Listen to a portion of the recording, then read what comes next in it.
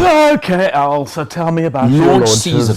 Yeah. Launch season, as I call it, because it was a crazy week this last week with launches. Let's hit Hyundai.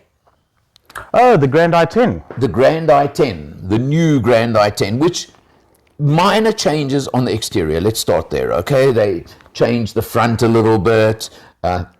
On the Fluid, the upper models, they put some daytime running lights. They smartened it up a bit. Let's call it that. It's my first grab at the i10. I've never actually driven it before. But, Okay. yeah, pleasantly surprised. It's a solid little car, actually. Yeah, it is. You know, it's priced accordingly. You know, Hyundai are no longer, you know, sort of playing in the space that Chery are. They are. But what they're still doing is giving you a little bit more spec for the money. Yeah. As opposed to the established. Well, I mean, no, that's unfair. Hyundai are so established now, you can't say that. I was just about to say, they but you full know, on. look, when they came in, like they were taking on the Toyotas of the world, and I'm just using Toyota, and they had a massive price advantage 10 years ago. Yeah. Now the prices have crept up, Yeah, but they are still giving you, if you take spec for spec, sort of a 10% better value proposition for the money. Yeah. No, I mean, look, it's becoming very hard to choose now between them. Whereas That's the point, before it was, well, you're buying because of the price. Now you're no longer buying because of the price. You're buying because of the quality and because of everything else. But you're getting a little bit of spec you're thrown getting in. establishment and the 7-year, 200,000 K warranty, for example, which is exceptional. Okay, so which I must say, that little i10 feels like it will do. Listen, 2 million kilometers before falling apart. You know what that i10 reminds me of? The Getz. No, I drove the Getz and I never liked the Getz. But now the Getz was the first Hyundai in South Africa that cracked the thing of this thing will last 500,000 Ks, unbreakable, unburstable, decent quality, blah, blah, blah. That was their breakthrough. Okay, in the smaller cars anyway. The Elantra's were different because there were a number of generations. But in that sense, do you know the demand, if you want to try and find a second-hand Getz still now, and how long has it been off the market? Sure. Let me tell you, they're still in demand. So that's, and size-wise, everything, that's the kind of, the grandchild of the Getz. Yeah. Now, what they've done, as I say, is they have just cleaned up the exterior a little bit, a few little minor changes. Interior-wise, they've just modernized it a bit. They've put a few extra things in on the interior. And you get them in the hatch and in the... wait, shh. But the green color in the hatch is beautiful. What they did for the first time in Grand i10 was they brought in a sedan. Did I just... You tried to steal my thunder for a change. They added the sedan version. And do you know what they should not have done? What? Add the sedan version. No, what they've done. Listen. Grand i10 is built in India, okay? Yeah. Now, in India, there is a category. We're talking licensing tax categories here. The under 5 meter thing. 4 meters.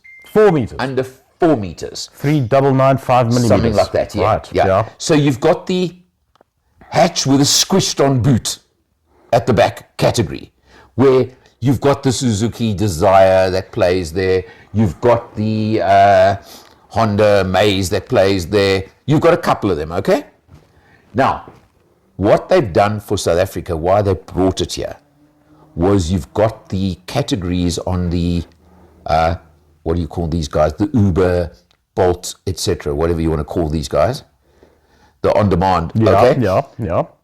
That they apparently, a lot of them are not allowed to have hatchbacks. You know that? They're only allowed to have sedans. That I did not know. Yes. Okay. So that's the reason for inflicting these things upon our roads. Oh, the other one would be the Kia Pegasus, for example, although that's slightly longer because that's built in China, not in India. Suzuki also did a sedan thing. No, they've got two. They've got the Desire, which is the Indian one, under 4 meters. And they've got the Ciaz, which is a much bigger car, completely different category. Yeah.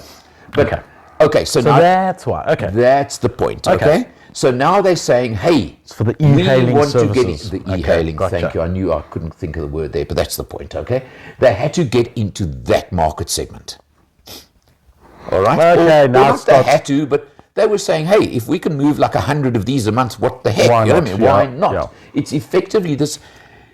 There's a few extra body panels, but otherwise so you're not. Who's forced into buying it. You know, because if you Correct, yeah. actually have eyes and you can look at cars, you're Well, just there are certainly also not going going to be. certain corporate situations where they insist on a sedan, not a hatch, for example, other than e-hailing. There could be. Corolla. Yes, I know, but you don't want the size of a Corolla. I mean, you're also talking a lot less money than a Corolla or even a Corolla Quest. meters, Come yeah. on. Yeah. I mean, we're also talking money here. So they've done that. They've dropped the sedan version into the range. What I found interesting, considering it's for the e-hailing mainly, was the fact that, you know, Hyundai have the 2 spec levels. They've got motion and fluid. Yeah. They're only bringing the top spec on the sedan. For the sedan. I kind of thought they would drop a bottom spec one. It may be that the e-hailing service requires a certain standard for the. I for the haven't sedans. gone I into don't know, that, to may that be it, level. yeah. Yeah. I'm sure So they've done their homework. They must have done some homework, but I kind of thought they would have. But anyway, not important. So now what have you got? You've got a choice of a 1 litre. There's a squillion of them. There's like 5 in the range or something like that. Just in the hatches. More. Just in the hatches. Yeah. You've got a 1 litre and a 1.2. Another 3. Okay. You've You've got a 1 or a 1.2 litre. You're spoiled for choice. You've got motion and fluid spec. Yes. You've got manual or auto. Yes. Okay. And then you've got 5-speed manual, 4-speed auto. Yeah. Okay. We only drove top spec 5-speed manual. 1.2 5-speed manual. Now you're talking 49 kilowatts on the 1 litre, and I think 80 something Newton meters. Just call it 90 Newton meters, which is exactly the same as everyone else in the category. No, spot on. It's exactly the same. Let's Can't argue. And you're talking 61 kilowatts and 115, Something, I think. yeah. 113. Yeah, Newton meters on the 1.2. yeah. Again, dead on all the opposition. Correct. So, but now I must tell you what impressed me on the road. And we took a nice cruise out to Bronkhorstspruit. Yeah. Smooth, Yeah. comfortable, Yeah. planted. Yeah. No, For that category of car, Yeah. I would say it was among the more planted on the road.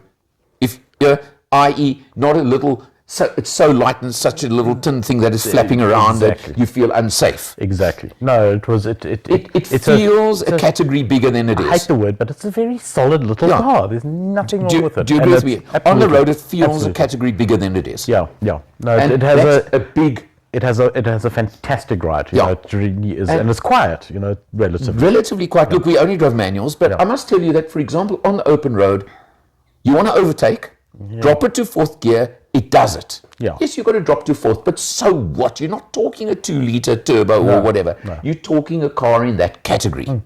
And that is what counts. Yeah. No, exactly. Now, so you've got basically, as that kind of car, we didn't drive the auto, so I don't want to comment. Yeah, yes, I will say it. We took Suzuki and Toyota apart with the urban cruisers, etc. With their auto. With the only being a 4-speed. You remember? 3-speed with overdrive. Well, it doesn't matter, 4-speed. 1970s. Okay. I can't comment, but you know what? I'm getting used to the idea of the 4-speed now in the lower end of the market, and fine, that's what it is. You want a price, you want it to come in at the right price, you're going to do that. Sure. Simple as that. So, no complaints. Yeah.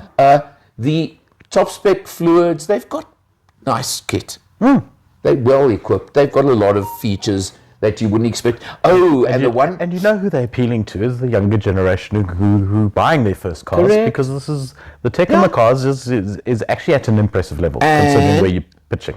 I haven't sat down and studied this, but they did point out, and I tend to agree with them.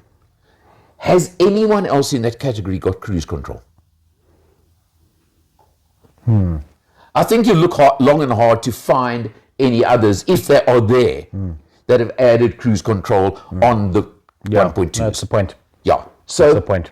Yeah, they've kind of thrown that in as a big extra, can I call it, or something, a USP, you know? Yeah.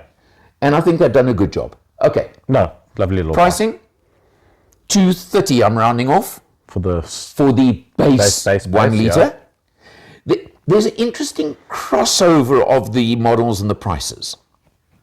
And what I thought, and this is just very much an opinion, is now let me get it right, the base version 1.2 manual to the motion yes, to the fluid yes, is only a 10,000 Rand difference. yes.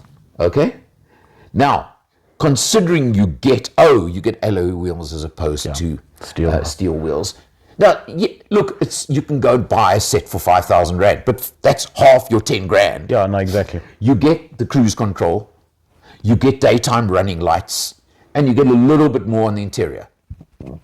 To me, look, again, this is the corporate side as opposed to a private buyer. To me, as a private buyer, it would be a no-brainer. You find the extra 10,000 Rand. No, exactly. It's not much. It's like 250 Rand a month on your finance, if that. In this case, no-brainer, you go. I was kind of surprised the price gap between the two wasn't a bit bigger.